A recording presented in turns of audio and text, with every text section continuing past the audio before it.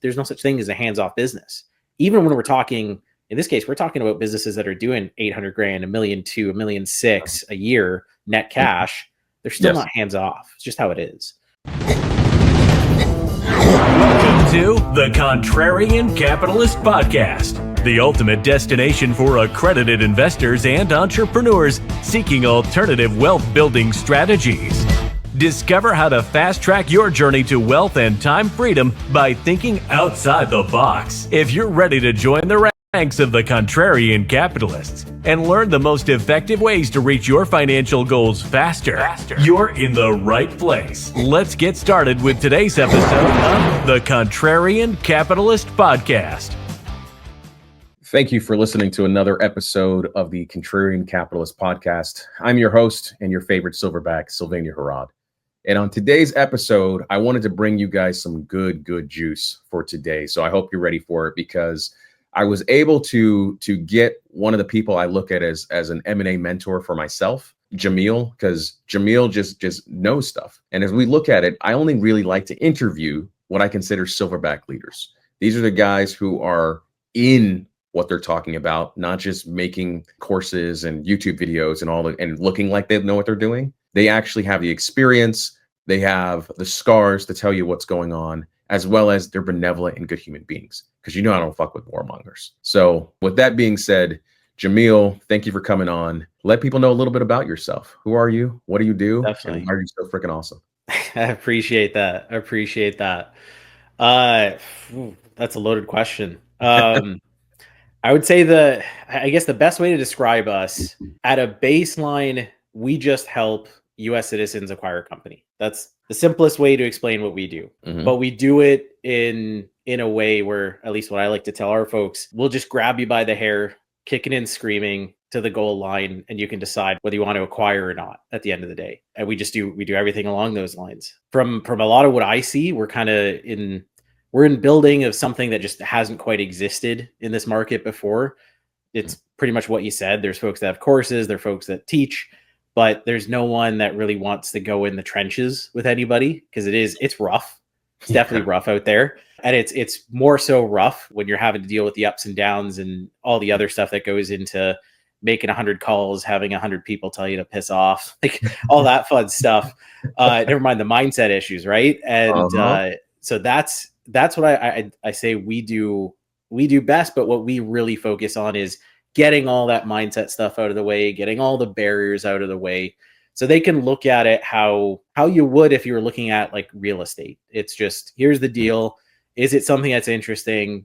Yeah, no. If yeah, we just keep moving it forward. We try and make it as simple as that. But there's nuance, right? It's business at the end of the day. But that's the core of what we do. Yeah, I fundamentally understand. And so if we think about what you were just sharing, I don't think people realize how much of a full contact sport M&A is. 100%. Help them understand some of those. Like what is something before you got into M&A that you thought it was going to be, but then were rudely shaken once you got into the M&A process?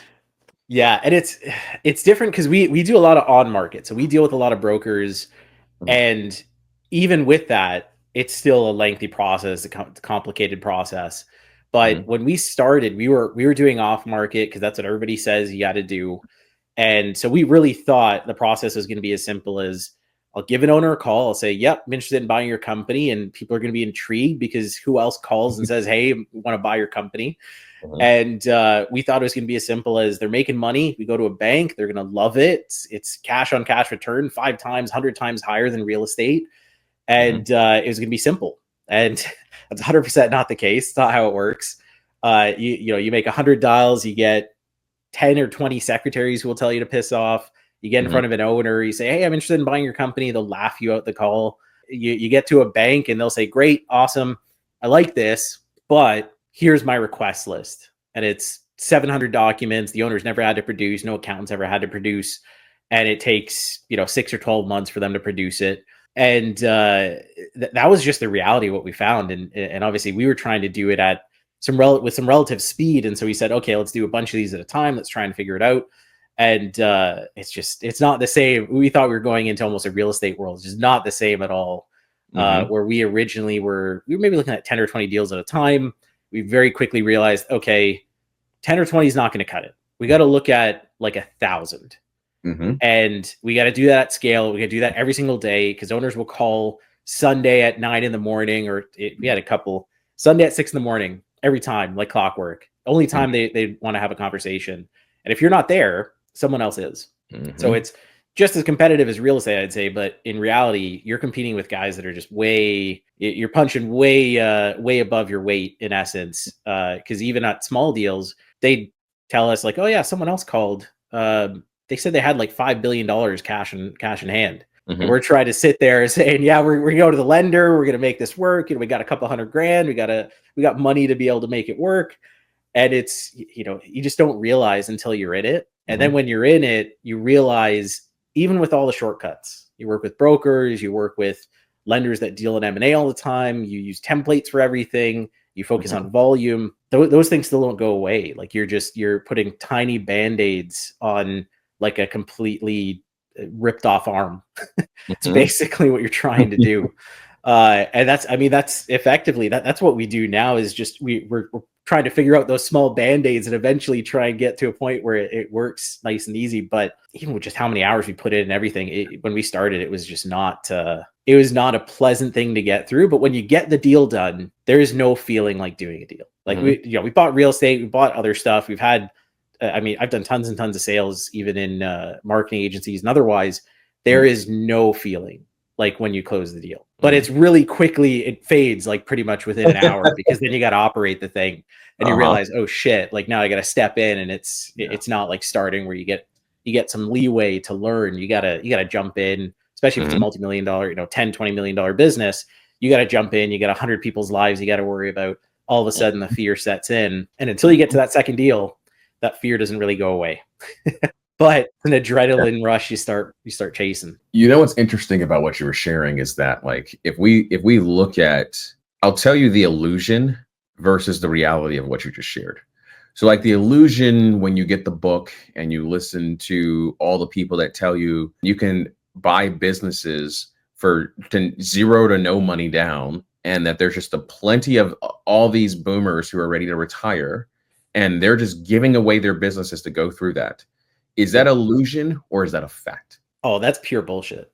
This is one thing I definitely tell everybody who comes to us, because this is the thing, right? We deal with a lot of people at this stage. I mean, I would be surprised if we're not the largest like small business acquisitions services company at this stage, in terms of like actually just doing deals end to end.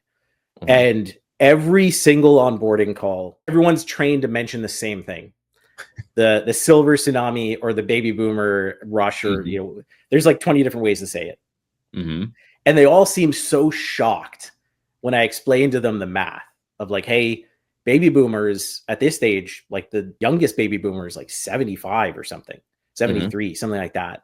Do you really think they're still running their company every single day? And the average is like 80. There's no chance that they're still running their company. You're not buying from baby boomers. You're buying from their son or daughter who maybe entered the business 10 years ago or 15 years ago. Maybe we've seen some like only 5 years ago since they actually bought it. They were already sitting flush because they inherited a business that was already cash flowing like crazy. And now they're selling, and now they're trying to set themselves up as good as their parents have been set up. And so it's, like you're still talking about retiring owners, but you're not talking about their 70-year-old guys where they have health issues and they need to walk away because they might die tomorrow. You're still talking, you're talking about guys that are like 50, 60. Sometimes we come across a lot of like 40-year-olds that have just, they've inherited a great business or they bought into a great business. They've done more than well enough. Now it's still the same idea. It's still a passion, because at the end of the day, if it's a family business, it's still a passion. They've seen their dad grow up that business or their mom grow up that business. And it's different dynamics though. Like they're not looking at the same perspective that people used to talk about like 5-6 years ago of like, oh yeah, you got to be a great pair of hands to take over because your son or daughter doesn't want it. No, these guys are now looking to cash out. They're looking to cash out, but they just want to make sure their employees are taken care of. So there's some guilt trip that's still in the back of their mind around that, which is it's useful, but it's not really the same scenario anymore. It isn't. I mean, 5-10 years ago, yeah, it doesn't mean there's not great businesses out there. Doesn't mean there's not folks retiring every day, but that fallacy is just, it's garbage. Like that was 5 years ago, maybe even 10 years ago. And it's cyclical based on market. Like if you're in healthcare right now and you're buying chiropractors and physio clinics, none of those guys are over 50. Not a single one of them. That was originally where at least where I started, never mind my partners. That's where I started. And I was like, every single person I talked to is 30 or 40. None of these guys want to sell, or they don't want to sell for anything reasonable. Shifted over to HVAC and plumbing, and all of a sudden these guys are 50, 60 average. And we had one, 78. That was the only one. 78, his family wouldn't let him retire. They wanted him to grind out cash until he died. Wild. But even at that point, it wasn't the reality. Listening to that, I think that's a big paradigm shift that people need to understand, is that while you're being marketed towards, and we're both marketers, so we understand, like, hey, you craft a narrative and then you reinforce the narrative by just spending more to reinforce that narrative to a point where a person's just repeating and regurgitating. We see this in media in the United States all the time, where it's like, oh, this is the narrative that we want to do. Like yesterday I was driving. I'm a Tesla owner. I got Tesla because of its convenience. I love the speed. I love the plug-in. It had the most stable software, it had the most stable charging network. I did not buy it because I wanted to save the world or because I'm an Elon Musk fanboy or anything like that. I bought it because I like the speed. I like the technology. It's a computer on wheels, and I'm a techie. So I bought it because it was a techie. Well, yesterday, there's been some different people in the DC area, because I live outside of DC, that are vandalizing Teslas. And they want to do things, or I have friends in the local Tesla community who are getting notes on there, to the point where I'm driving and I see a sticker on the back of a Tesla. It says, like, I drive the Tesla not because I'm a fan of Elon. And it's just like right on the bumper stickers, but nobody goes and vandalizes their thing because of the narrative that's being driven by media. Because I get it, like that's the whole part, is grab a narrative, hold true to it, and just spend enough so people understand what that narrative is. Then there's the reality, which is, guys, you're not going to walk down the street and find the dry cleaner that you want to do, and that person is going to willingly be like, oh, guess what? I'll sell my business for basically next to nothing, and then give you, and then I'll finance it for you to help you through the process. And then you can just go, like, I had one guy, he was just like, I want to go buy 10 laundromats. Why the hell would you want to do that? He's like, well, because I know laundromats are an opportunity. It's a coin-based business. I can do it. I can put a manager in place. I can go through the process, and I can own 10 of them, and then what happens is that each business should offset roughly like $1,500 a month. And then if I have 10 of them, now I have the 15 grand I need to replace my income.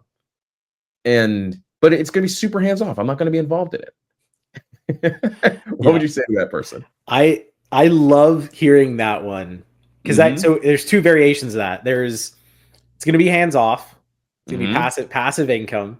The other variation is, I don't want to buy a job. Stupidest fallacy I've ever heard in my life. The reality is, a business is a business. Whether it's a laundromat or otherwise, if you're hiring a manager, all of a sudden you're responsible for their livelihood. People have to take that as hard reality. Now, the funny thing is, because you mentioned about seller finance, and so like we have the hard numbers, because we used to do in Canada, banks are garbage. They're honestly, I tell them all the time, like we had a huge argument with our bank yesterday because they're just asking for stupid stuff. They're horrible for anyone business. But the reality is, in Canada, unless you're going to come up with a bunch of cash on close, you have to do a seller finance deal or a majority seller finance deal. And the numbers are not in the favor of what any of these folks love to talk about. Let me tell you, I think we averaged somewhere along the lines of 5,000 dials per seller finance deal. But a dial for us wasn't like just a call. It might have been a 2-hour long conversation to get to that deal. So it's like, you can get there, but if you're going to do that 10 times over, it's 50,000 dials. Each one for us average like 3.5 to 4 minutes. That's active on phone. That's not like just making a dial and letting it automate, things like that. You're talking about years of your life to get those deals. You can just work for a couple of years, or even for a year, put some money aside, be financially responsible, and buy a deal much quicker. But yeah, the passive income fallacy is one we just, for us, we honestly we don't even entertain it. Like someone says, oh yeah, I want passive income. Or if I hear Laundromat, to be blunt, I usually just say, cool, we're not for you. Go somewhere else. But you're going to be in for a rude awakening when you get into it, because it's not passive. Like, teenagers go in, they're like, shit, there's no one here, and they start messing around with your machines. Next thing you know, you have a $2,000 repair bill. Like, that stuff happens. That's hard reality. And it's, especially in North America, it's not anything about just like US only or otherwise, especially in North America, I've found there's no respect for just random shit out there anymore. And so that's why you have people that'll like trash a place or otherwise, because they don't care. It's just how it works. If you were buying in like Japan or something, cool, you could 100% run that remote without any type of hands-on nature, with no manager, because you're going to expect people to clean up after themselves. It's not how society is here. It just isn't. That was a loaded question, to be honest. There's a thousand different ways my brain was going of like, I hate every single thing that I just heard. Yeah, it's so the interesting thing for me was that, like, when I first started looking at different companies, I consumed the same content. And then, but I have a natural objectivity when it comes to things, of realizing that everything has beauty and ashes. And that was just a maturation process. Like, everything has its good and bad. And so for me, my buy box became, I'm not acquiring anything that I don't enjoy doing, that I wouldn't do for free. Because I know there's going to be days and months that I'm going to be doing it for free, because there's going to be a $2,000 repair. Like, there's going to be a moment where your tenant is in there on a like, I'll tell you a personal story. Tenants in an apartment that I have, and the amount of damage they did basically for that piece of property, I don't get paid for the next year. And the reality is that the cost it's going to cost me to actually litigate against those repairs is going to be more than the cost it takes to do the repairs. And their security deposit is like 1/10 of the amount. So you have to ask yourself the question, what is my time worth to go through that?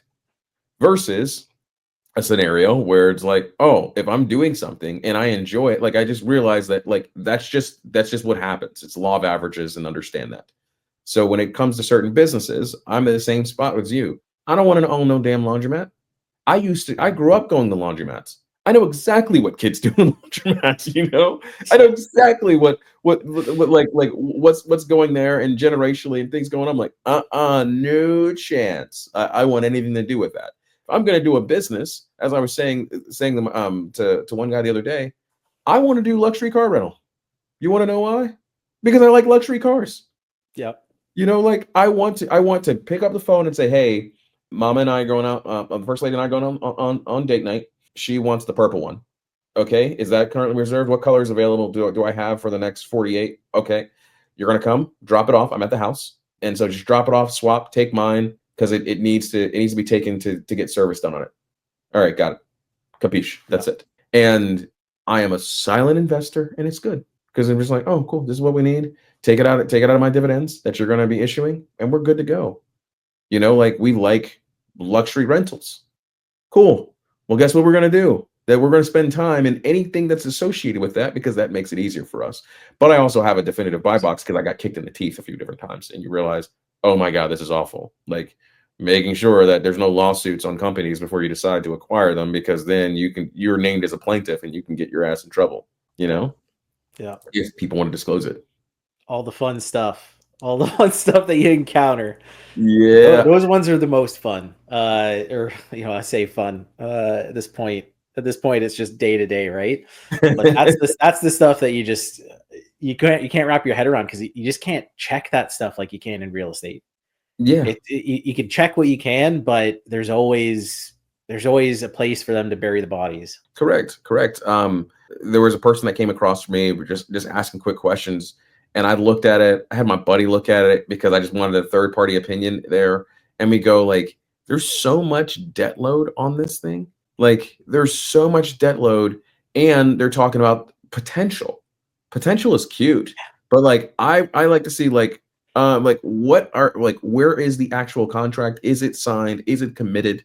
Like, how many of those do you have? what percentage of revenue do you have? And so all that to say, to land the plane on that topic, which is, if you're currently, I just think about it from the frame of the person listening to this.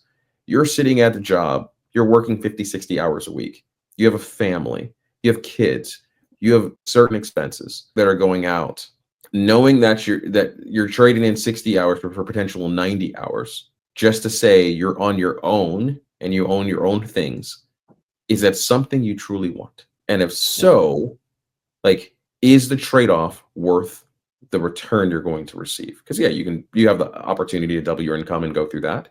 But that's kind of what I think of from that. What has been your experience when you see people and they're kind of on that fence? You get a person who's a high income earner and they're looking to replace it. What would you suggest to that individual? I mean, generally we look at how do we replace it, right? I mean, we have a lot of folks. So we have one. I'm gonna try and somewhat sanitize what I say here, because otherwise you might listen and be like, "Oh shit, that's me." He's a very high income earner, set mid 7 figures a year in his job. He cannot replace his job in one acquisition. It's just never going to happen. Especially with lifestyle inflation. He invests in other stuff. It's just never going to happen. Yeah. So normally what we do in any case is we usually roadmap. Okay, here's where you're at. What is it going to take to get there? What are you willing to bite the bullet on? And oftentimes when we're talking like 400 or 500 grand plus, we're looking at multiple acquisitions to get there with enough wiggle room that you're not in a situation where shit can hit the fan and all of a sudden you're having to take a massive hit on lifestyle. But at the same time, we also, if you're screwing around with your personal finances, like we wouldn't approach it anyways. And you got to set out your personal finances properly first. But if someone comes in with that, and so he's a good example, we're going to have to make 5 acquisitions total at a minimum to get to where he's at, net tax, everything else, like net benefit. And he understood that right off the bat. He said, it's never going to happen in one. Tell me what it's going to take. And so the acquisitions that we're looking at, really strategic. They're ones that have to already have the type of owner who fits with how he's going to operate. And he came in understanding, like, yeah, my wife's probably going to jump in and handle some operations, because there's no such thing as a hands-off business. Even when we're talking, in this case, we're talking about businesses that are doing 800 grand, $1.2 million, $1.6 million a year net cash. They're still not hands-off. It's just how it is.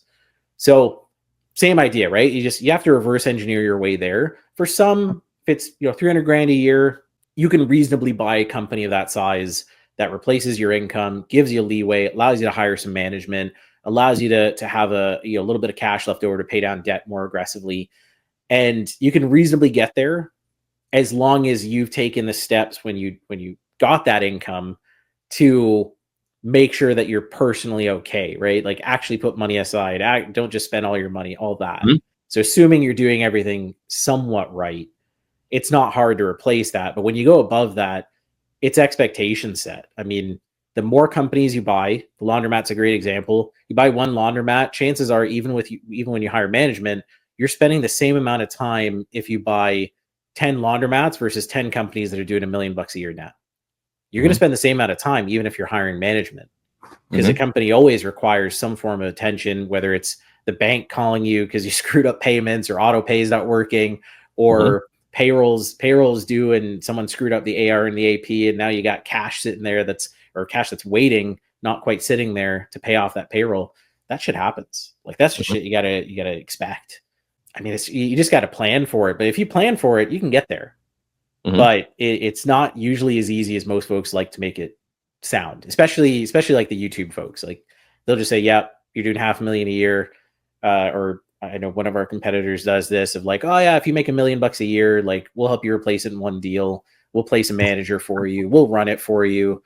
It's like that's just not how it works. I mean, we bought enough companies, especially for ourselves, definitely for others, where we know that never happens, even if everything sounds like it's set up that way. Like we've definitely had a lot, especially when you go to digital companies, doing like $1 million a year. It's a lifestyle first business. But when you take over responsibility, 20 hours a week from the current owner is really double time for a new person coming in, because they got to learn it. They got to master it. They got to become awesome at it. And if they ever decide to leave, especially when you're focusing on that management layer, if they ever decide to leave, like you're screwed if you never bothered to take the time to understand it, which is kind of how most of these guys seem to think about it. Is a buy, someone else will run it. I'll never have to learn how it works, and I'm good. Mm-hmm. They don't think of the worst case scenario. That guy might even get hit by a bus. Never mind leave. Correct. And then you're shit out of luck. I mean, that owner is, especially if you're looking at retirement, that owner is probably already off. He's in Boca. He's spending his money. He doesn't care. He doesn't care to take your phone call 6 months later. It's just not going to happen. It's a true story, my man. It's totally true story. So like, to land the plane on our interview today, I always like to ask the simple question. The person listening to this is possibly on the fence. Like they've consumed content, they're hearing other information, they're seeing it, but they're kind of just like in a place of like indecision.